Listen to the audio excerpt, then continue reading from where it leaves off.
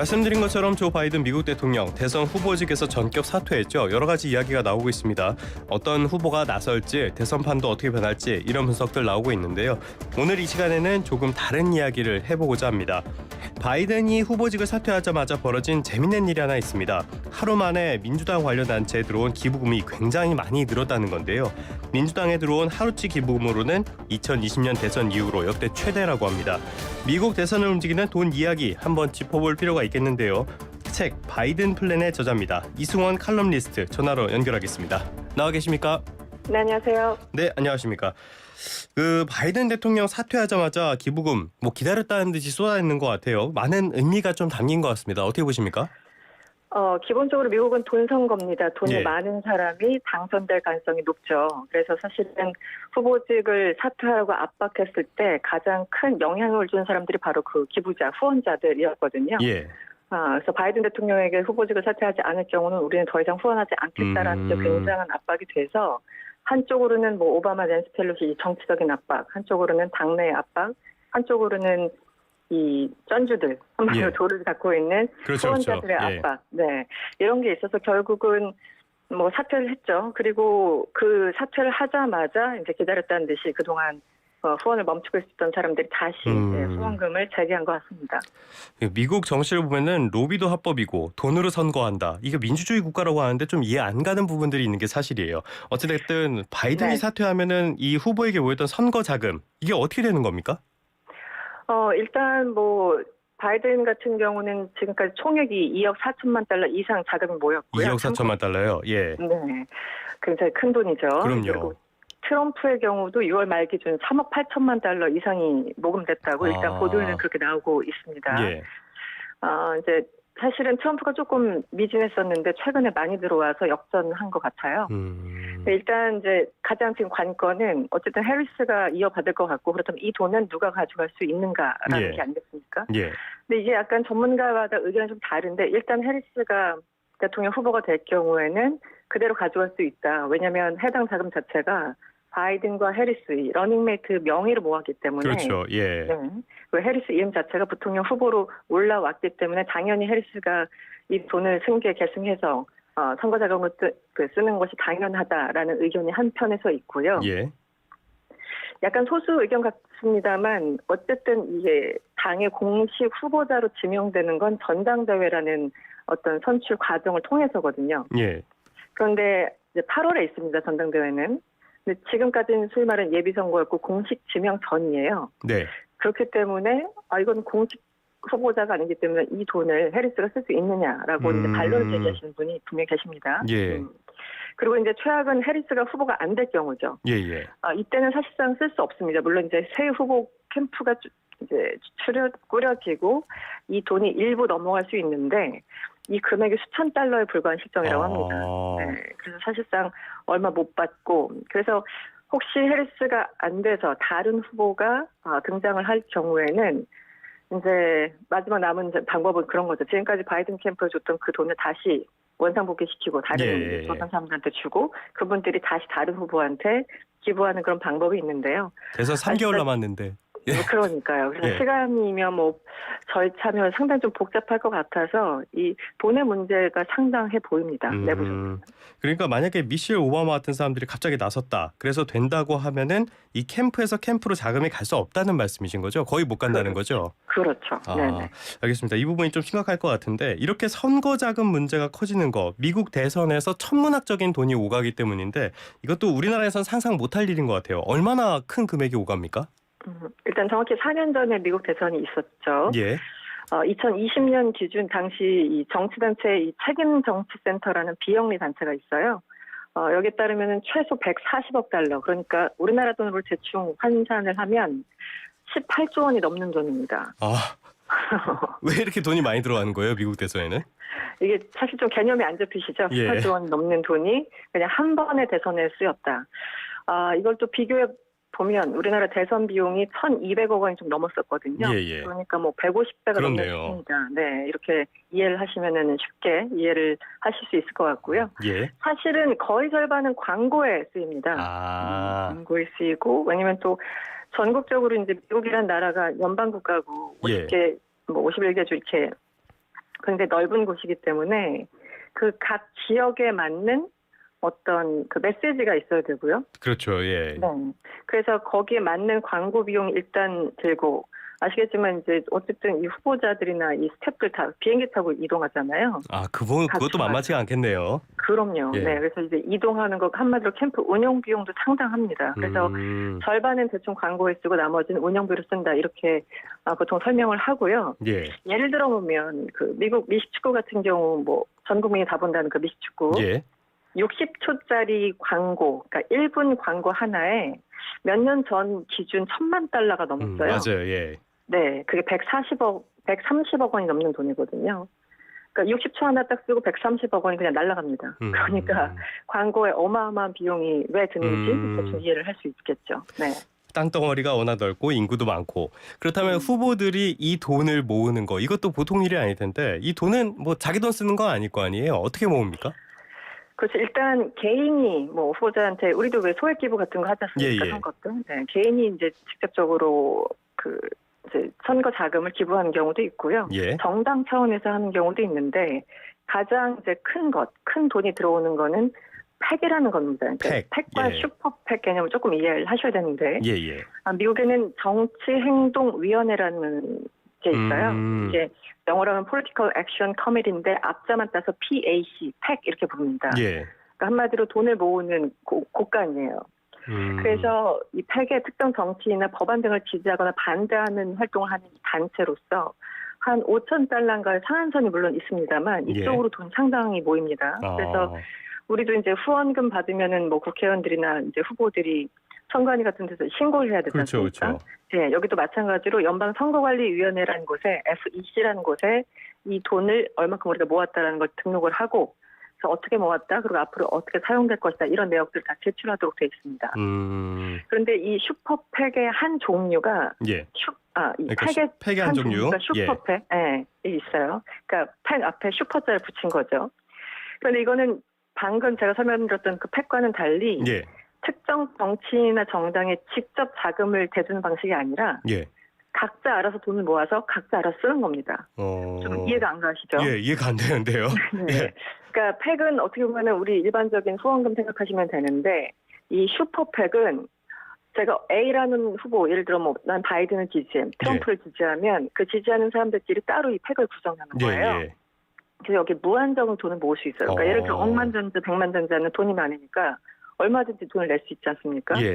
그래서 바이든과 직접 뭐 커뮤니케이션 한다던가 회의에서 어떤 광고를 내는 것이 아니라 바이든을 지지하고 또 바이든이 추진하는 정책에 지지한다면 그거 관련해서 본인들끼리 알아서 광고를 만든다던가 캠페인을 한다던가 이런 식으로 쓰는 거예요. 네, 그러니까 후보자랑은 직접적으로 뭐 협의하거나 협력하는 게 아니라 알아서들 이렇게 한다.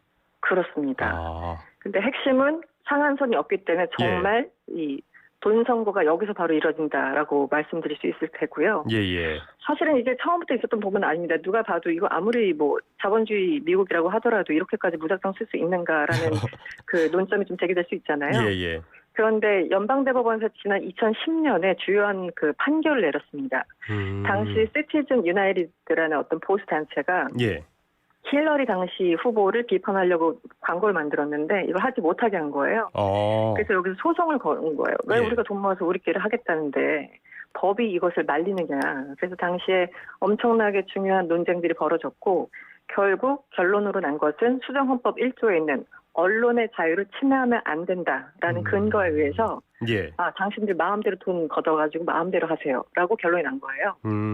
그래서 이제 슈퍼팩이 그때부터 활성화돼서 2010년 이후에는 한마디로 썬의 전쟁, 돈의 전쟁이 아주 활성화된 그런 상황입니다. 역사가 그렇게 길진 않네요. 그러니까 개인과 정당 팩이 있고 이쪽에서도 큰 금액이 들어오겠지만은 정말 크게 뭉텅이 돈이 들어오는 건 슈퍼팩이다. 이렇게 얘기를 해도 되는 겁니까? 네, 가장 크게는 슈퍼팩이 들어오는 돈이겠죠. 네. 그럼 최근에 일론 머스크가 트럼프에게 뭐 돈을 주겠다 말겠다 해가지고 여러 가지 얘기가 오가고 있는데 이렇게 하면 그 돈 자체가 트럼프 후보에게 직접 가는 게 아니라 슈퍼팩으로 한다는 거죠? 네.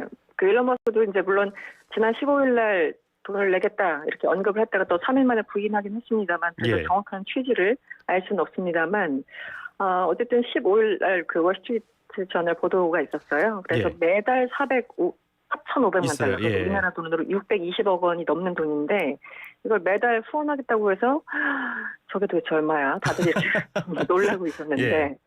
3일 뒤에 그 18일이 트럼프가 후보로서 공식 지명되고 수락 연설을 한 날이었거든요. 예. 근데 그때 뭔가 좀 기분이 나빴었나 봐요. 그래가지고 머스크가 바로 18일 날 그 SNS X에 글을 올렸어요. 나는 아무에게도 아무것도 약속하지 않았다. 그러면서 내가 매달 후원한다는 거짓이다. 뭐 이렇게 얘기를 했는데 어쨌든 이때 머스크가 처음에 이제 돈을 어쨌든 내겠다고 보도된 것 자체가 슈퍼팩이었고 실제 얼마나 낼지는 모르는 거죠. 예.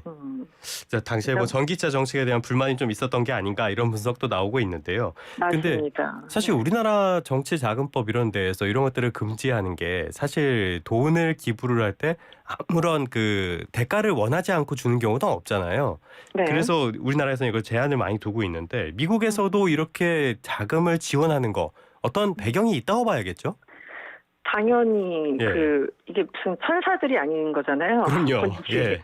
원하는 게 물론 이제 정치적으로 어떤 보수당 혹은 공화당에서 지지하는 법들 그리고 민주당에서 지지하는 법들이 어떤 관념적인 거 가치가 기반된 그런 법들도 분명히 있습니다. 예. 그런데 그거 외에도 실제 뭐 석유업계, 뭐 헤지펀드 업계, 뭐 월스트리트 그리고 이제 총기 사용을 자유화해야 한다고 늘 주장해온 전미 총기 업계 그렇죠. 이런 데는 그렇죠. 예. 본인들 사업과 비즈니스와 완전히 긴밀하게 이해관계가 있지 않습니까? 그래서 이제 이런 데서 직접적으로 로비를 한다거나 이런 데서 팩을 구성해서 아까 말씀드린 그 슈퍼팩을 구성해서 예. 광고를 대신 해준다던가 선거 자금을 내고 일종의 로비를 하는 거죠. 네. 예, 예. 정당 자체가 이해관계를 대변하는 곳이니까 그래서 다들 믿는 구석이 있어서 돈을 그만큼 개인에게도 지원하고 정당에게도 지원하고 또 슈퍼팩을 통해서 간접적으로 지원하고 이러면서 엄청나게 소위 말하는 총알을 쏟아붓는데 다 이유가 있고 실제 국회의원들한테 이런 게 좀 먹히니까 예. 이 돈의 액수들이 점점 더 커지는 게 아닌가라는 생각이 듭니다. 그렇게 따지면 앞으로 계속 커질 수밖에 없고 이게 뭐 러시아나 중국 같은 적성 국가 쪽에 뭐 활용될 여지도 있을 것이고 로비가 네. 합법화돼 있다는 거는 민주주의의 가치라도 맞지가 않고 이렇게 비판들이 많은데 이게 계속 유지되는 이유는 뭐로 보십니까? 글쎄요, 이제 뭐 러시아나 중국에서 어떤 간접적으로 지원을 한다면 직접적으로 얼굴을 들이밀지는 않고 이제 로비스트를 통해서 많은 걸 하겠죠. 그렇겠죠. 네, 본인들의 어떤 그 아이덴티티를 좀 숨기고. 근데 예. 어쨌든 이런 제도 자체가 유지된다는 건 굉장히 자본주의적인 속성인 것 같아요. 아까 말씀드린 것처럼 2010년에 나왔던 그 중요한 판결, 예. 언론의 자유라는 그 근거, 수정헌법 1조를 근거로 어느 곳에서든 비판할 수 있고 어떤 곳에서든 옹호할 수 있다. 그렇기 때문에 그게 필요하다면 얼마든지 돈을 쓸 수 있다. 뭐 간단하게 설명을 드리면 이런 논리인데 미국 언론에서 이게 분명히 문제라는 것을 지적을 해왔고 그렇죠. 그래서 어떻게 쓰면 뭐 합법화된 부패라는 표현이 나왔겠습니까? 그래서 우리나라도 사실은 선거 예전에 돈을 많이 썼다가 이제 법을 바꿔서 어느 정도 상한선을 뒀잖아요. 계속 문자 생겼으니까요. 그렇죠. 예. 우리 실제 문제가 있었으니까요. 그래서 그런 문제가 있었는데 그럼에도 불구하고 미국은 조금 다르게 정치적인 문화가 여전히 흘러가는 것 같고요. 어쨌든 연방대법원에서 한번 판결을 냈고 그게 14년 전이기 때문에 그렇게 오래된 건 아니고요. 그래서 뭐 돈을 정치적인 의사표시로 쓰는 것이 뭐가 나쁜데 뭐 이런 생각을 좀 하고 있는 것 같아요. 그래서 우리 문화에서는 조금 이해하기 어려운 측면이 분명히 있습니다. 대통령제라는 게 사실 미국에서 개발이 된 정치 제도잖아요. 그런데 참 네네. 이렇게 흘러가고 있다는 게 좀 이상하긴 한데 그렇다면 실제로 선거 자금을 많이 모은 후보 이기는 겁니까? 반드시 그렇지는 않은데 예. 어떻게 보면 필요 조건이죠. 네. 그래서 자금이 많다는 사실 자체가 후보를 자동적으로 승자로 만들지는 않지만 풍부한 자원을 활용할 수 있다는 것 자체가 이제 후보에게는 엄청난 이점이고요. 예. 사실 예전에 지금 이제 부통령인 해리스 같은 경우도 지난번 대선에 나왔었어요. 그런데 중간에 포기를 했는데 그때 가장 먼저 언급한 게 지금 자금이 부족하다였습니다. 네. 예, 그러니까 해리스가 굉장히 좀 똑똑하고 언변도 있고 해서 주목받는 후보였는데 그럼에도 불구하고 자금이 많이 모이지 않았고 그에게 이제 대중적인 인지도가 떨어졌다는 얘기죠. 그래서 자금 때문에 중간에 중단하는 경우가 상당합니다. 미국 같은 경우. 네. 실제로 그게 많은 영향을 미치는 거네요.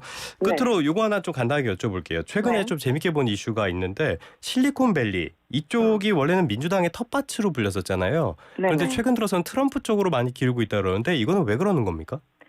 그 쉽게 말씀드리면 그냥 바이든 행정부가 취하고 있는 규제 때문에 실리콘밸리에서 싫어하는 거죠. 예. 특히 이제 빅테크 겨냥한 여러 가지 규제 정책을 지금 제안하고 있고 발표하고 있는데요. 예를 들어 지난 3월에 뭐 대기업들의 법인세 최저세율을 현행 15%에서 21%로 올리겠다. 예. 뭐 소득세 뭐 등등에 대해서 언급을 했는데 이거 굉장히 좀 돈 많은 사람들 입장에서 골치 아프잖아요. 그래서 실리콘밸리에서 이 일종의 거물들이 좀 등을 돌리고 있다라는 얘기가 나오고 있고요. 특히 이제 인공지능 시대에 인공지능 관련해서 여러 가지 또 관련 규제들을 정부에서, 그러니까 미국 정부에서 마련하고 있지 않습니까? 예. 이것도 인공지능이라는 새로운 기술을 도입해야 되는 사람, 그 기술주 입장에서는 여러 가지 좀 신경 쓰이는 부분이 분명히 있습니다. 그래서 약간 예전처럼 무조건 파란색, 무조건 민주당은 아닌 그런 네. 흐름이 나타나고 있다라고 하는데 한편으로는 공화당 트럼프가 된다고 하더라도 뭐 무역 전쟁 일으켜서 업계 불확실성이 더 높아지고 뭐 이민자 추방하니까 노동력이 부족하고 그렇겠죠. 뭐 네. 반복수법에 대해서도 언급한 게 있어서 그렇다면 트럼프가 과연 이익인가 여기에 대해서도 상당히 내부적으로 논쟁이 있는 것 같습니다. 아, 알겠습니다. 지금까지 정말 이상한 돈으로 굴러가는 미국 정치에 대한 이야기를 좀 해봤습니다. 선거 자금 이야기였는데요. 이승원 칼럼니스트와 함께했습니다. 오늘 말씀 고맙습니다. 네, 고맙습니다.